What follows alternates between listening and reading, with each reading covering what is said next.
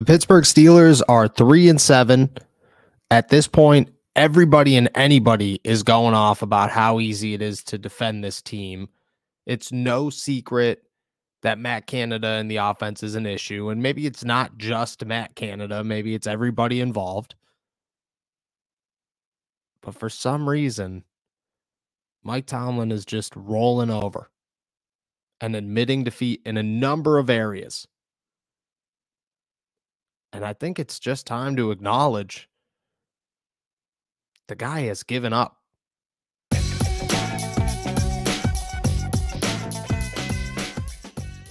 What's going on, everybody? I'm Noah Strackbine. Thank you for jumping on to Steelers to Go, your daily to-go cup of Pittsburgh Steelers news and analysis. Find us on youtube.com/allsteelerstalk or anywhere you get your podcasts. And today, we're diving into the Mike Tomlin press conference that just seemed like it was anything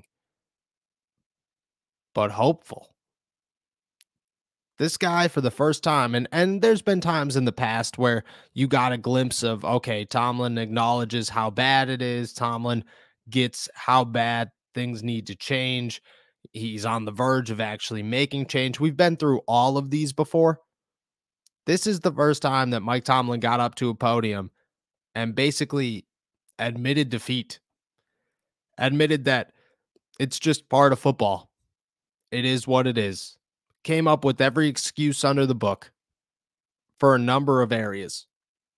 Two big ones, both of them on offense. And I think that's where everything goes. And obviously, you look back at the Bengals game and you can't give up 37 points and expect to win. That's never likely, and that shouldn't be excused. The Steelers' defense is significantly worse than people believed they were going to be, than we all thought that they could be, even with the return of TJ Watt and Minka Fitzpatrick.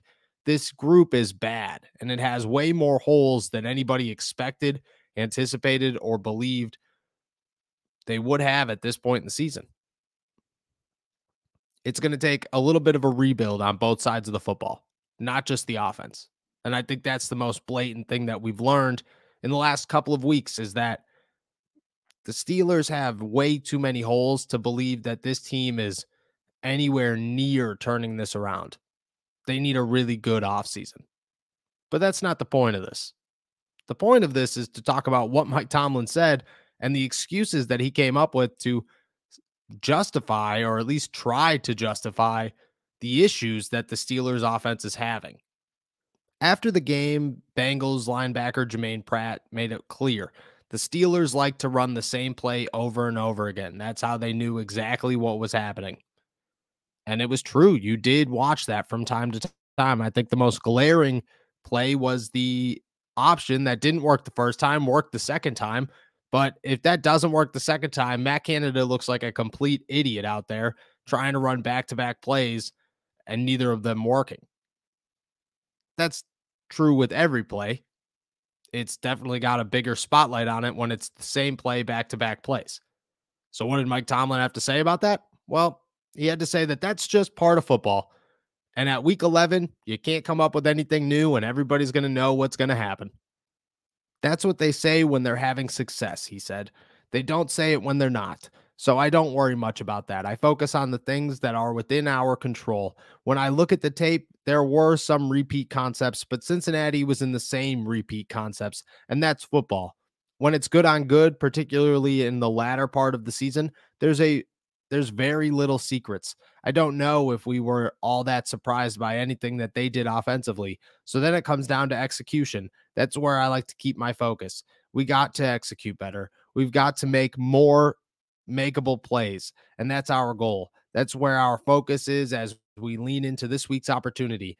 So that kind of sounds like two things to me. One, yeah, it is what it is. We're going to call the same plays. It's just part of the game.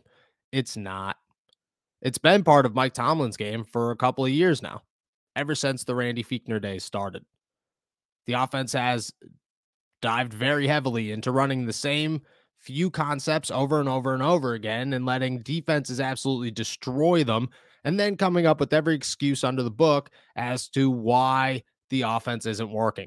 Seems like a Mike Tomlin special. That should be his next Tomlinism, is I just make excuses. And I'm usually very lenient with Mike Tomlin. I'm usually the guy that says this guy is a Hall of Fame coach, and I believe that. And he understands the game, and he's just trying to win. And he's been handed a bad card sometimes. And yeah, he makes bad decisions, but he makes the most out of them.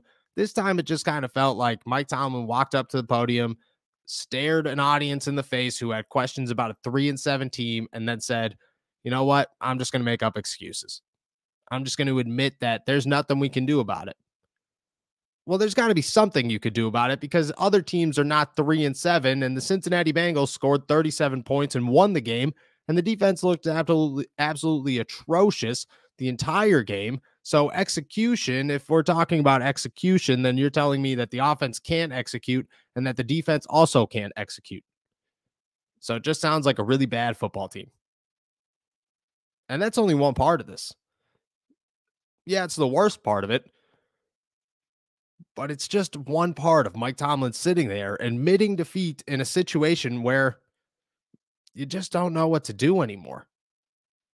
From somebody on the outside looking in, you just look at this and say, well, if this is it, if this is what they got and they're just done pulling out bags of tricks and acknowledging the bad, and they're just like, well, we got to execute until we execute. There's nothing we can do about it. Well, what are you executing? You're not executing anything that's worked all season long. You're just stuck in this rotation of these things are not working, but we're going to keep trying them. It was the same thing last year and the year before that. These things aren't working, but we're going to keep trying them.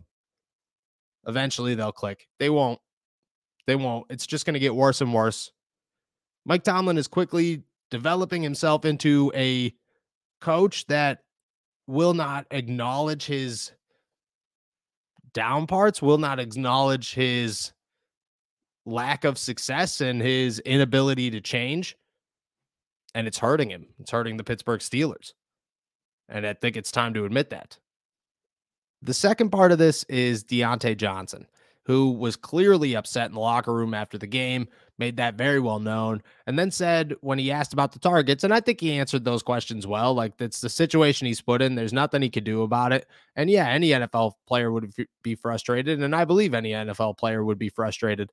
The guy hasn't caught more than 5 passes since Kenny Pickett walked onto the football field. He's the best wide receiver on the team, and I know not everybody wants to acknowledge that, but he is. And the offense just seemingly doesn't care about him. And Mike Tomlin had another excuse for it. Let's be frank, okay? Deontay is a known commodity within the group. People are going to have an agenda to minimize his impact on the game, particularly in significant moments, possession downs, red zone football. When you've got a guy that's been a Pro Bowler, and really, he's kind of the only one when you've got a young group, that's a component of it. So, how do you open up opportunities for a guy like that? Other guys make plays. George Pickens had a nice game. Pat Freiermuth had a nice game.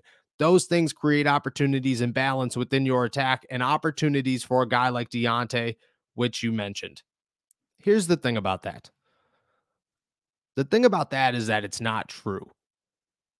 You look around the league, and I'm not trying to compare Deontay Johnson to some of these names. I understand the balance within the NFL. I understand the rankings, and I understand where Deontay Johnson lies. I think I'm much more realistic about where Deontay Johnson is than most Pittsburgh Steelers fans. But you never see this issue with Jamar Chase. You never see this issue with Stephon Diggs or CD Lamb or Justin Jefferson or T. Higgins or Hunter Renfrow or Adam Thielen or Amari Cooper, anybody. There are a million names out there that have success within their offense, even though they are the guy. And the Steelers have other the guys. We're 11 weeks into the season. Nobody, and I mean nobody, is sitting around ignoring George Pickens. Not one team. Nobody is hidden from the fact that Pat Freiermuth is one of the best up-and-coming tight ends in football. Not one team. Najee Harris is a receiving threat. Chase Claypool was here until 2-3 weeks ago. It's another example where Tomlin just said, well, you know what? It is what it is. There's nothing we can do about it. Well, that just seems like you're giving up. And that's what the entire press conference felt like. It felt like Mike Tomlin sat around knowing he's giving up. knowing that at this point there's nothing he could do about it. It's over. They're 3-7. It's a team that isn't going anywhere. We'll try again next season. I mean, there's a lot of people out there that would agree with you, but it just doesn't feel like Mike Tomlin to sit around and say, yeah, well, you know what it is, man. Nothing we can do. We're just going to keep working. Well, what are you working at? Are you working at an offense that doesn't involve Deontay Johnson, who you just paid $13.5 million to? Are you working on an offense that everybody knows exactly what's going on, so that way you can't ever have more success than you'd like to? That Kenny Pickett and his number one receiver are not on the same page? I just don't understand what the working towards is there. It doesn't feel like, oh, well, we just have to execute better. It feels like, oh no, we have to design things that work because we don't have the talent to execute better. We've executed to our highest potential, and the Steelers are 3-7. I don't know. At some point, you have to put the blame in a billion different places, but it always builds up to the top. And right now, this is the first time in years, I've been doing this for 4 years. And this is the first time in those 4 years that I've heard Mike Tomlin talk. And my first thought was, this guy has given up. This guy knows where the ceiling is and he knows that they've hit it. And he's just coming up with every excuse under the book. It was the first time that Mike Tomlin didn't sound like a winnable head coach. That's concerning. You don't know if the Steelers broke him or if he's just realistic in the matter. Either way, you never expected it from Mike T. But it was a Tuesday filled with excuses. And it might have been the beginning of the end for this season. You hate to say it.